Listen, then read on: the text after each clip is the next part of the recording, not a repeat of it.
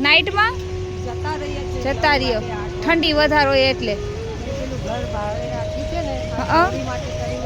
આ નાની છોકરી માટે થઈ આ ઢીંગલી તો બહુ મસ્ત છે ઢીંગલી તાર નામ શું છે હે આલસિયા જો કેટલી સરસ લાગે છે અને એના પપ્પા મગજથી બીમાર છે એવું છે તમે આખો દિવસ શું કામ કરો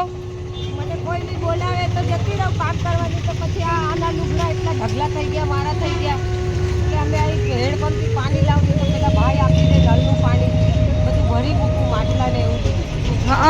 આબુ બરાસ કરી હેડપંપ પર ધોવા જાઉં અને દિવસના અહીંયા જ રહેવાનું એમ ને વા રસોઈ બનાવો જો ઓલો ચૂલો દેખાય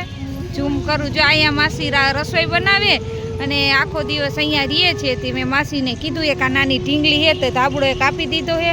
માસી બાકી તો માસી એવું કહે છે કે થોડું ઘણું કોક આપી જાય ને માસી ખાવાનું બનાવેલું બી આપી જાય કોઈ કાચું આપી જાય હા હા પેલા વાટવાની મોટી બી બનાવી લઈએ આ ભાઈ બી ઘરે જાય ખાવા તો લેતા આવે અમારા માટે ખાવાનું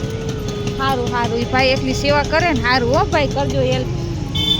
સારું છે કે આ માજી એક સારી વાત કહે છે માજીની પરિસ્થિતિ ખરાબ છે પણ માજી એવું કે હું માંગવા નથી જતી શું કે માસી ના હું માંગવા નથી જતી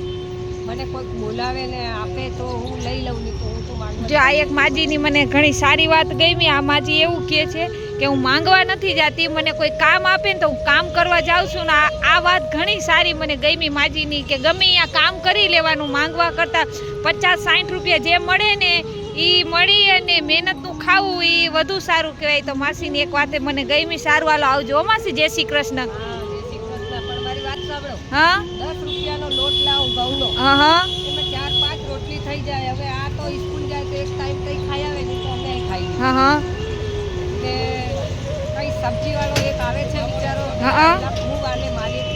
મને સબ્જી થેલી ભરીને આલી જાય હે હમણાં રાંધું હાજે રાંધું એટલી આલી જાય પણ હવે બે માં દીકરા કેટલું ખાવાનું